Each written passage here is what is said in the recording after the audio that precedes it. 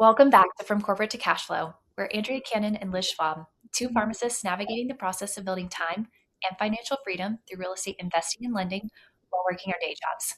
Navigating the journey is difficult, but our podcast guests are experts in showing us how it's done. And today we have Kristin Boekhoff. Kristin, thanks so much for joining us. Thank you for having me, ladies. Hi, Kristin. We're so excited to get to learn more about you. So to start off, we would love to hear a little bit about your real estate journey. So how did you first get started into real estate?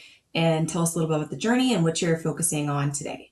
Sure. It's actually kind of an interesting story. So I was working in corporate America as a management consultant. That was my first job out of school. And I was working at Price Waterhouse, and it was a long commute to the project that I was on. And at the time, there was a rule that if you were within 60 miles of your home office, then you were not put up in a hotel. And I was living in New York, and my project was in Connecticut, and it was like at 58 miles or something. So I was driving like 3 hours a day, and I was working like 80 hours a week. I mean, it was like a crazy, crazy commute. And as it happened, some random headhunter tracked me down while I was staying at my, actually I wasn't staying in a hotel. They tracked me down. The headhunter tracked me down and talked to me and said, "Hey, Kristin, I have a job. Like, I don't know if you'd be interested." I'm like, I was doing really well at Price Waterhouse. I had advanced very quickly. I was like 23 years old, managing people in their 40s. I was running my own project. I mean, it was really great experience. I'm like, oh, I'm doing really well here. Like, well, maybe just want to hear about it. I'm like, okay, well, I'll just hear about it. And they told me the address, and it was literally 2 blocks from my house in New York. I'm like, well, tell me more. Yeah. 50% salary bump 2 blocks away from my office. I'm like, okay, sign me up. So I worked for Neuberger Berman, which then became Lehman Brothers later on, during the financial crisis. But I worked there for a couple of years. And because I've been used to working 80-hour weeks, 80-hour, 100-hour weeks with commuting and all of that on top of it. And now I was basically working a 9-to-5 job and like walking 5 minutes to work. So I'm like, what do I do with all this free time? So I started taking a whole bunch of classes all around New York. I took classes in architecture and interior design and Chinese and physics. I mean, I just took like all kinds of crazy classes. And I really loved interior design. And my professor, because, they have all kinds of colleges and universities in New York. So I was just taking them at kind of random schools. And my professor of the interior design class said, "Hey, Kristin, you actually have like a lot of talent at this. You might want to think about doing this for your full-time career." So I'm like, oh, wow, that's nice and interesting. And I do love design. My undergraduate degree was in design. So I started thinking about, well, I don't want to just do interior design. I want to do architecture. So I started looking at architecture schools and I applied, and Harvard was my first choice. So I applied to Harvard and I didn't get in. And then I went to talk to the dean, and he's like, well, we rank them, from 1 to 50, 1 to whatever. And we take the top 50. And I'm like, well, where was I ranked? He's like 52. I'm like, oh. So I'm like, okay, well, let me apply again. But, I didn't, at this time, I was kind of like now bored with my job. It was a couple years later. And so I decided that, well, let me like apply again, but in that year period, let me go and get a master's in real estate program, because as I was researching, I learned that NYU had a master's in real estate program. So I'm like, well, let me do that. And then I convinced the dean of that school to give me that 2-year degree in 1 calendar year so I could apply again to Harvard. So I did my degree, but while I was in my graduate program, I had made a lot of friends with architects, and they're like, don't do it, Kristin. All you do is like design bathroom tiles for other people. It's not what you want to do. And like kind of going through this, curriculum for master's in real estate development, which is what I did. I learned that actually, yeah, that's right. What I want to be is a real estate developer. So, I was great. I finished my degree in 1 calendar year. And then this was right after the financial crisis. It was like 2003, I think I graduated. So like nobody was hiring at the time, but I like really polished my resume. I sent it out to everybody, and I had way more interviews than anybody on the street because I was so diligent about sending it out and following up. And then I ended up getting a job as a vice president at Related Capital, which was one of the Related companies, which I don't know if you know, but that's like a very large real estate company based out of New York. They have related Florida, related Atlanta. They have lots of different, related companies that are sort of all under one umbrella.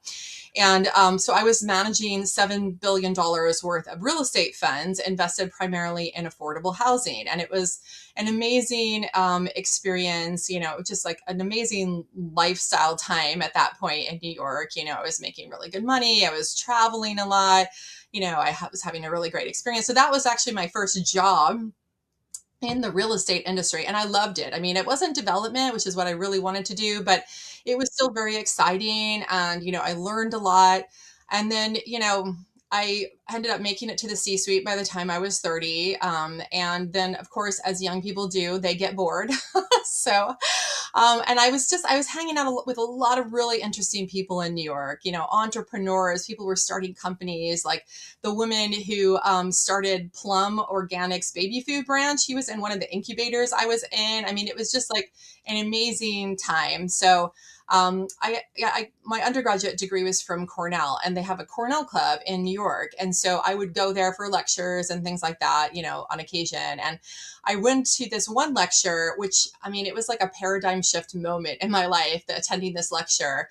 The professor there was sort of speaking about alternative energy and how solar power and things was more likely to take on in developing countries because like the cost of alternative fuels like kerosene was like more expensive. And then he threw out this statistic that I could not believe when I heard it. He said that of the 6 billion people at that time in the world, 4 billion of them live in poverty. And like, I considered myself a well-educated, well-traveled person. And for me to not understand how literally most of the people in the world live without regular access to electricity or indoor plumbing, it just shook me to the core of my being. I mean, it was just like a slap in my face, like, oh, wow, you really don't know anything. And so coincidentally, like a couple weeks later, I was driving back to Cornell because I was teaching a weekend seminar. And there was this other guy in New York who I'd never met before. He was also teaching. And so we had decided to carpool and drive down together because it's like a 4.5 hour drive from Manhattan into Ithaca, New York. And so we were talking, had great conversations and everything along the way. And he mentioned that he had been a Fulbright fellow. And I said, wow, I'd always really wanted to do that. But, it's too late now, it's really for recent undergrads. And he's like, well, actually, there's no age limit on the Fulbright. I'm like, are you really?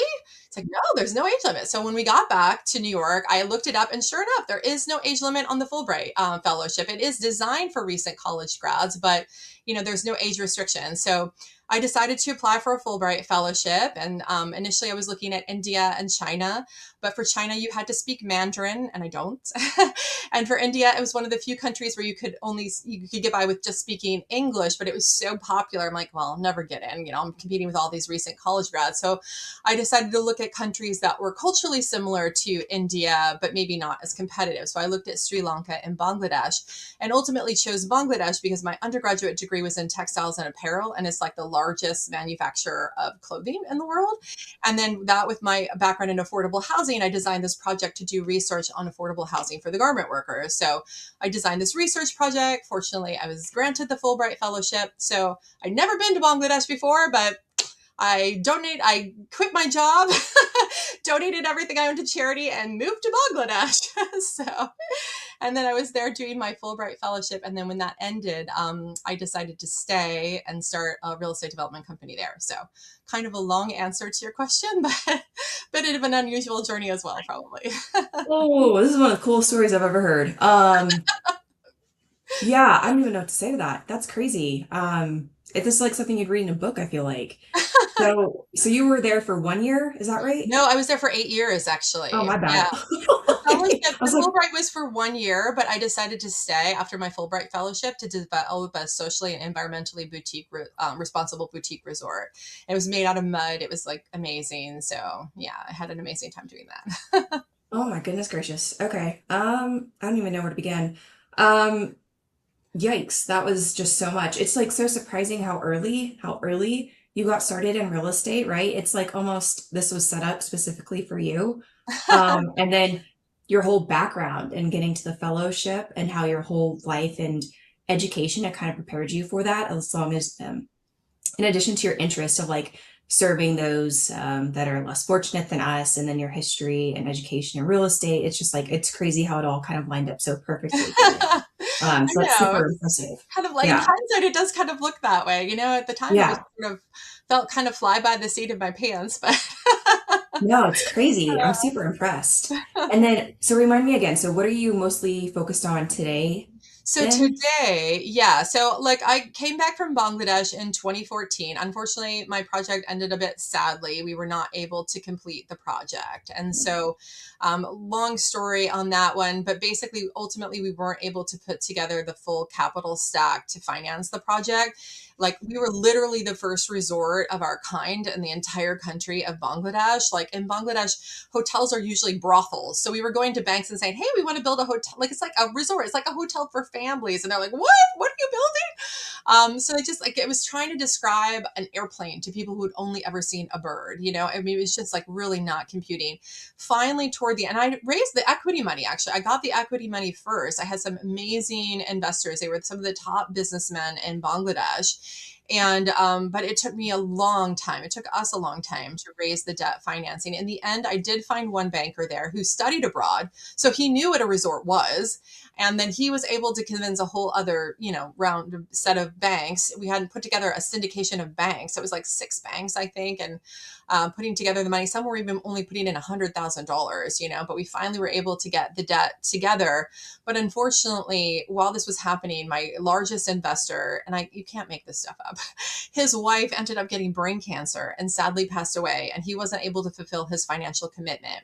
And this was like 2012 in Bangladesh. You know how the real estate market kind of collapsed in 2008 in the United States? There was like an echo crash in 2012 in Bangladesh. And so because of that, we just weren't able to fill that equity gap. And it had been so many years. And like my investors had basically lost face with their friends. They were kind of the butt of jokes. Oh, when's your resort coming? And, like they were kind of done at that point, which, I understand. They stuck with me for a really long time. And I'm very grateful for, all the confidence and everything that they did give me. But at the end, we ultimately decided to shut the project down, which was sad. We had built like probably 25% of the resort. I mean, we had a prototype bungalow we were actually running tests, stays and everything out of. And it was an amazing project. We were doing English and hospitality training for the villagers. I was employing single women who in Bangladesh really weren't able to get employment anywhere else. We were designing everything. I love design. Like I'm an artist at heart. So from everything from the textiles to the architecture to like the door pulls on your dresser drawer to the light fixtures. I mean, we were reviving this old style of Bangladeshi architecture and reviving some of this antique furniture design. And we were talking about building a handicraft university in the town. I mean, it was like we brought organic farming to the village. I mean, it was an amazing project. I've never felt so alive as I did when I was working on that project. I mean, it was an amazing life experience. Even though it ended sadly, I wouldn't trade it for anything. I learned so much. I learned way more in a month on my real estate project than I did an entire year in an education program. You really have to do to learn. And that's definitely advice I would give anyone. Just try, start. You might fail. I thought at the time, I thought failure was going to be the worst thing in the world. I thought nobody would talk to me again after I completely failed. Completely. Everybody lost all their money. It was awful. I lost all my money. Like literally on my 40th birthday, I lost my company. I lost my job. I lost all of my money. I lost my apartment and I had to leave the country I was living in literally on my 40th birthday. And I had emergency back surgery a few months before. So it was just awful. Took me a while, honestly. It took me a while to recover coming back to the US from that. But I did come back and I wanted to be a mother. So I decided to have children on my own. I got a donor and, I'm a single mother by choice. I have 2 beautiful daughters now. I took a job in the commercial real estate brokerage when I got back so that I would have the flexibility of schedule I needed to have my fertility treatments and maternity leave and all of that. And so that was also a great opportunity for me. It was really reintroducing me to real estate in the United States and made a whole bunch of contacts here. And again, I was, sort of involved in multifamily. And then I was actually, it's like the ups and the downs, right? So I was 7 months pregnant with my second daughter, and I lost 2 huge commissions, which would have been my entire income for the year. And I was like, okay, wow, no, you have to be a responsible adult now. You are responsible for one and almost 2 other lives. So you need to go out and get a W-2 job. So I took a job as an executive at a design build commercial construction company here in Orlando, where I live. And that was also a great opportunity. I learned a lot. I learned so many things about different aspects of the real estate industry. I learned from the finance side, from the design side, from the development side, and now from the construction side. So again, like really sort of rounding out my education. And then about 2 years ago, I decided to start investing on my own. I tried to get a few other larger projects off the ground here in the United States. Like I was working on a treehouse resort with Pete Nelson, the host of the TV show Treehouse Masters. It was this wonderful project. And then COVID hit and all the funding for hospitality projects dried up during that period of time. I tried to do a large mixed use affordable housing project here. And because I had no personal track record of doing, development of projects like that in the United States, I wasn't able to get the financing. So I was down again. Honestly, I was like kicked in the teeth. I'm like, I know what I'm doing. I know I can make this project work, but I just couldn't get anybody to, invest in me. So I ended up going to this health retreat in New York. It's just sometimes like life coincidence. Sometimes one conversation can change your entire life. So I ended up going to this health retreat, and like there weren't any Airbnbs available in Woodstock, which is where the retreat was. So I ended up staying in Saugerties, New York, which by the way is this amazingly cute, adorable little town in upstate New York. And my Airbnb just happened to be across from a real estate brokerage office. So I ended up walking down. I'm like, well, let me look at this is such a cute town. It would be wonderful to have like a short-term rental or something here. So I ended up walking into the real estate office, talked to this guy, and he was just like had all of this information about short-term rentals and real estate. And he advised me to like start listening to a few real estate podcasts, and real estate, BiggerPockets was one of the podcasts that he recommended. So I listened to the BiggerPockets podcast when I got home, and literally the first episode had this couple on that they were doing the BRRRR strategy. And so they were promoting their book. So as soon as I got home, I was listening in the car. As soon as I got home, I bought their book, read it in a day. I think the next day or the next week or whatever, I signed up for their mentorship program. And then I ended up learning how to do that because I had never done residential real estate before. I had only done like really large multi-million-dollar projects, right? So I learned how to do residential real estate, which actually is very different from commercial real estate. For those of you who are wanting to make the jump, beware. And so I ended up doing a couple of, homes burring, and then I got my first multifamily project, and I actually, made quite good money on that one. I full bird out. I got over $75,000, and I, forced over 400,000 in equity in that one. And then shortly thereafter, I discovered Pace Morby's community and joined that. And so now I'm doing real estate full time now. I've left my job in the design build construction company, and now I'm fix and flipping full time, and then also looking to invest in like larger multifamily projects and maybe even industrial projects as well on the side. So That's awesome.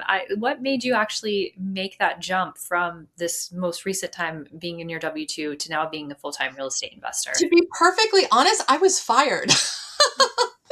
I know, but you know what? It was so funny because I was so happy when it happened, because I really saw it as the universe's way of telling me it's time to go. I mean, I knew it had been time to go for a while, to be honest. Like they said, I was spending way too much time on my real estate investing, and they weren't that wrong about that. I mean, I wasn't doing it during business hours, but my attention was directed more toward my own, company at that point in time. And it was funny. It was like, I was working with a virtual assistant to sort of get a new website put up for my company. And she had linked her calendar into like the calendar where you could schedule meetings, and it was like all open during the week. And so they thought that I was meeting with people during like my W-2 job business hours. So note to everybody out there who's doing this on the side, make sure you don't put anything live that your employers could find that is not like live, ready to go or whatever. But it was so funny. I actually gave the woman who fired me a hug, and I thanked her for 6 years of employment. And I was like so happy when I left. I mean, it was crazy. I wasn't upset at all. I was just like, oh my gosh, wow. thank you, universe. I've been wishing to leave, and now you like forced me to do it. And now it's sort of forcing me to go on my own and like do this full time. And fortunately, I had, savings, enough to, keep me going for a while until I get my next few flips off the ground. But sometimes you just have to go with the flow, ladies. God, I like that a lot. And you talked about the difference between commercial and residential real estate and like if people are making the jump. I normally hear of people making the jump from residential to commercial. I don't hear about it going backwards. So like, tell me more about that. Like how like are you going to stay in residential long term? Are you going to go back to this more like commercial? I know you mentioned multifamily, but you also have a couple single families. So like where's that direction going for you? Yes, that's a great question, actually. I mean, I don't really see myself in single family. I do enjoy doing flips, and I'll do that for a little while. But that's not going to be a long-term play for me. I'm more, if you haven't figured out, I'm more of a big picture visionary kind of thinker. So I'm in the in Pace's community where like they talk about Mount Everest and whatnot. So we're, sort of thinking about what is my next Mount Everest. And I don't have it really clearly defined yet. I think I really need to get to base camp to really get my income levels stabilized and everything. And then I can sort of think about what the next steps are. I don't think I'm going to be investing in single family unless I buy like a portfolio of single family properties. I have been looking at a couple of those that I might consider doing. But yeah, I larger projects are kind of where my passion lies. I just don't have at the moment a new large project to work on. So Yeah, you probably get bored, right? With the smaller ones, you're like, it's I not mean, enough. I need like honestly, one more I'm not plate. gonna say, I'm not gonna put it down, but it is like easy for me, because I've done huge projects, so a little single family, and also a little bit frustrated. To your point, Liz, where you were telling me earlier about, duplex and, wasn't really for you. And like managing tenants is really not my happy spot. So like, I think at some point I'm going to get a property manager who will be able to take over. And it's not my top skill set. And I don't feel like I bring a lot of value in that particular space. So, I read this wonderful book. If you guys haven't read it, Who Not How, Yeah. fantastic book. Definitely get it. It's all about, instead of looking for how to do something that you don't know how to do, find the person that knows how to do it. Right. So I'm really starting to take that more to heart and, apply that in my business. So yeah. 100%. I think that book is like one of the most commonly mentioned books So, ever in the right. real estate field, or at least our podcast and like local community of real estate investors. So totally agree on that concept, and also agree with you that managing tenants is not my happy place either. So preach. Preach. And then I know this is maybe a difficult question because I feel like you have so much experience in like so many different realms, but I'm very curious. Can you share with us maybe something that you know now in real estate that you wish you would have known when you first started? Yeah, you don't have to have all the answers to start. Like I always thought, oh, I need to have more education. I need to have a degree. I need to know this. I need to learn this. Like you totally don't. You can have all, I have literally a master's degree in real estate. And like I knew nothing when I graduated from school. It was really my very first internship right after school. I mean, it was like a 2 month, I think, unpaid internship. I learned more in that 2 months than I did in that entire year of my degree program. Like you learn by doing. We're doing deals. So when you do a deal, you will learn. And also you will fail. Like just plan on it. If you plan on it, you're not going to be upset by it when it happens. Your first deal is not going to go well. You will probably lose money. Like whether you're lending, whether you're doing a development, whether you're investing in a property, there will be mistakes made. So don't put all your savings into your first project. Do a small project that you can afford to lose the money, and then look at that money that you lose as the price of your education. I mean, how much money do we spend on my degree? I spent over $100,000 on my master's degree, right? I've been better just buying a property and losing $50,000. I mean, not that I enjoyed my degree and I did learn a lot, and like that opened a lot of doors for me. So I'm not putting down my degree, or NYU, but like the knowledge of how to do it, you don't need a fancy degree. You don't need anything. You just grit is what you need, honestly. Very, very relatable. And I think, a lot of times people jump right into big projects or even a project that's not necessarily big by your definition, but too big for Mhm. them. Yeah. And then it like ruins everything for them. And it's not really recoverable. Right. And so I love that piece of Yeah. advice. Like, don't dump all of your life savings that first project. Like, it's going to be a learning experience pretty much no matter what area of real estate that you choose. So not Yeah. putting all your eggs in that first basket probably makes a lot. Don't do what I did. I did that. Like I put all of my, I mean, I was making really good money in New York. I mean, I put all of my money into my real estate, project in Bangladesh, and I lost it all, and then I had to start over at 40, which is not nearly as easy as starting over when you're 20. Right. So, you know, small steps, people. I like that. I like that. Well, you've had a lot of different roles, right? From your commission-based sales to, working on these bigger projects to back to the W-2 realm and now full-time real estate. And I'm wondering what you've taken from all of those now that you're full-time real estate to develop habits and routines that help you stay productive and focused. Like, is there anything you can give us specific now that you're, full-time real estate? Yes, there are two major things. And one I recently learned in Pace's community, and that is about the importance of your calendar and time blocking. I knew about time blocking before. I would say I loosely used it before. But now, I mean, after listening to his calendar series, it's like, oh my gosh, like live and die by your calendar. And I've been implementing it just for a few weeks, and I've noticed a huge change in my productivity level. I mean, it's just been incredible. Like you put down on your calendar what you want to do, what you want to achieve, what your goals are, like everything is sort of based on your calendar, because if might have a goal, but if you're not making time for that goal, like what's the likelihood that you're going to achieve it? And when you have a goal, you have to break it down into specific steps. It's just a dream unless you have actionable steps that you're going to take. Like, what are your metrics? If I want to buy a flip property, I know in this market I have to analyze 100 properties and put in at least 75 offers before I get one deal. I mean, that is a lot of work. I mean, that takes hour. I mean, it's like, I think I calculated it's like 5 hours or 5 or 6 hours a week just analyzing flip properties that I need to do in order to like make that metric. So I have to block out that amount of time on my calendar in order to achieve that. The other thing that I learned is really creating standard operating procedures. I read about that in one of the real estate books that I read, and it was so great. Like plan for when you have staff, even if you're alone right now, plan for when you're going to scale. So, and it's been so helpful for my very first renovation property. I did that. I wrote down everything that I did. Turn on the water, turn on the power, auto pay on your electricity bill, call the contractor to have the locks changed, like literally every little step that I did along the project, I wrote down. And now I have this amazing checklist that I use for every project that I go through. And when I forget something or I find something new, I add it to my checklist. And it's like really detailed. It even includes like the exact letter that I need to send to the water management people in order to get my water turned on, because there's specific wording that you need to use. It has the email addresses in there of the people that I need to email, for permitting. Like I literally have the names and the contact information of everybody in the permitting office for all the different things that I need to do. And then I call them up and, I'm really friendly with them. And I'm like, hey, how would you like some low hanging fruit today? You can check this one right off your list. We're not even doing this. And so instead of waiting, 4 months to get through permitting, I was waiting 4 months to get through permitting, 2 weeks permitting, like it's just having these procedures and sticking to them and knowing who to talk to.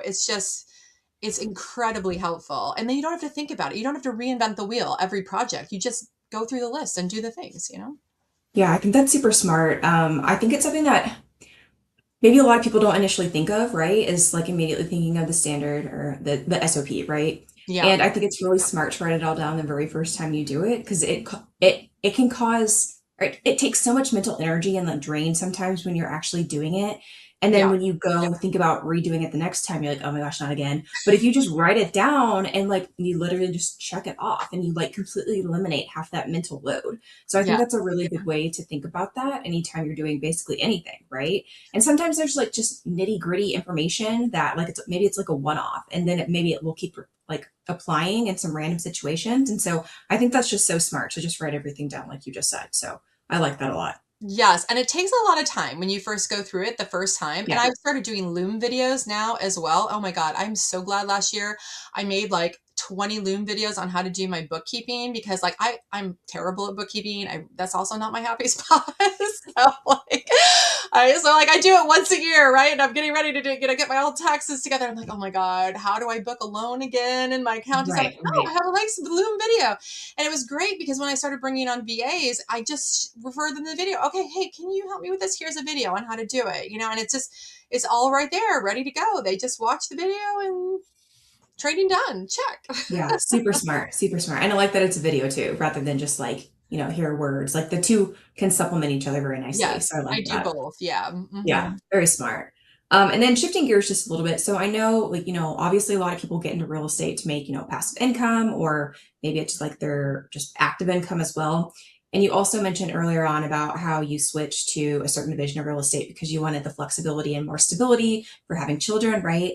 So you have a lot of experience in the different departments and just like financial growth in general, like how to make money to move forward. So my question to you is, so if you're talking to someone that's new in their like financial independence journey, so Mm-hmm. maybe they are graduating out of college, or maybe they're at age 40 and starting over and really starting to learn about finances, what type of advice in general would you give someone in about 30 seconds? Okay, I would first recommend that they put 10 to 20% of their income away right off the top into a savings account to start building your nest egg and start investing that into something.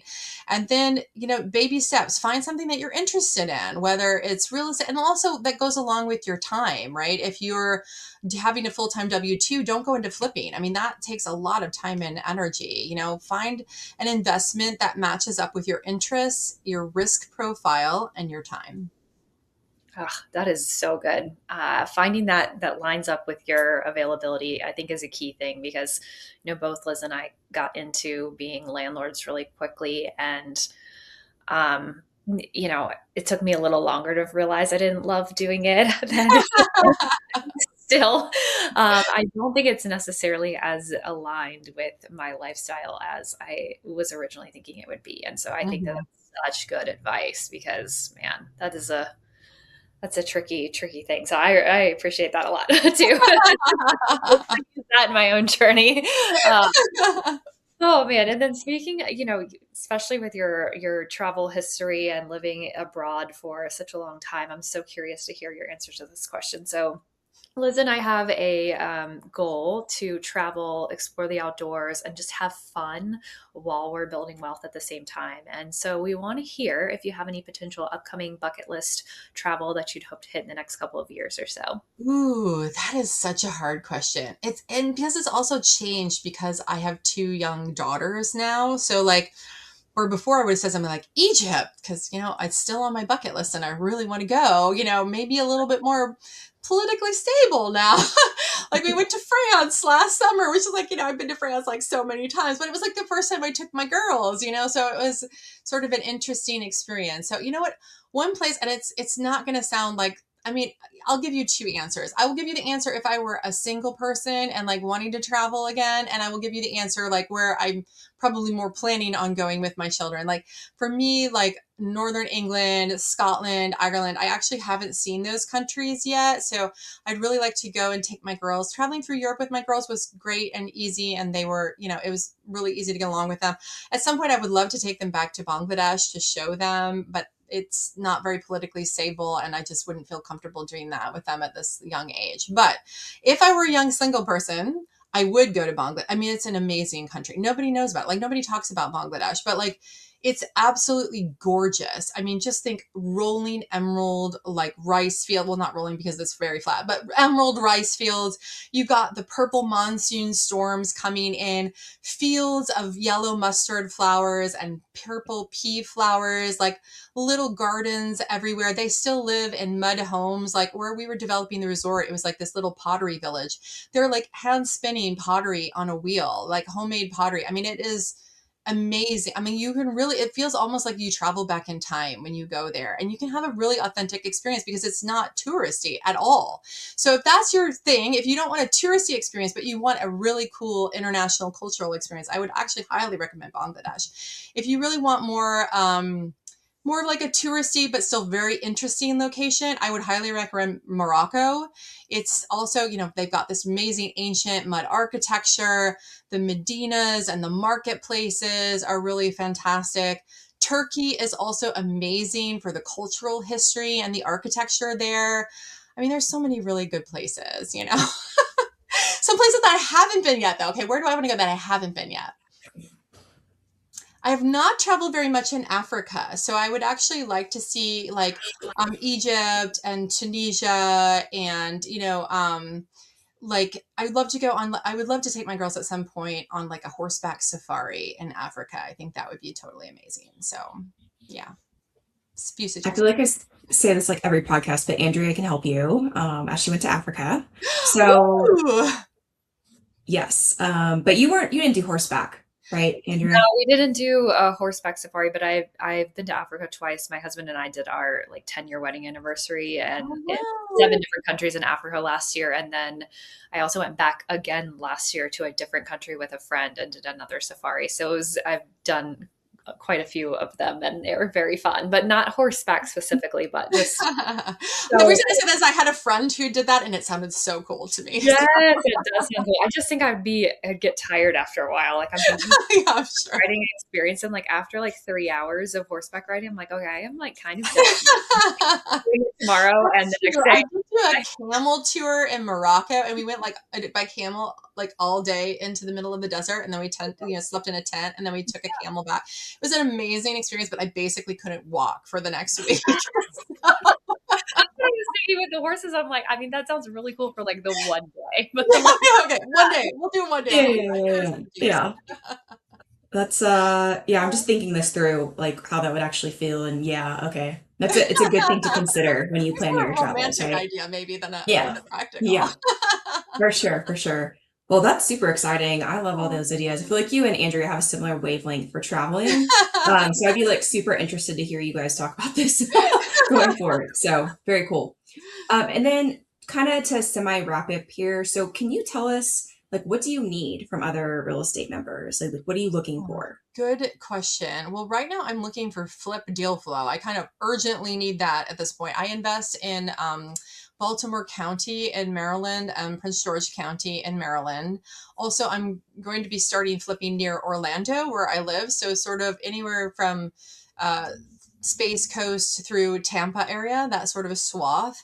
I'm really looking for homes that are between say 1,200 to 3,000 square feet, and that the ARV is around $650,000. And then the purchase price for that basically has to be around 60% of the ARV in order for the numbers to work. So that's the main Okay. thing that I'm looking for. Oh, and also multifamily properties on the Space Coast area that I could buy with the Morby method. So using some form of seller financing and then DSCR loan. So stacked financing method. Yeah, definitely. Okay, perfect.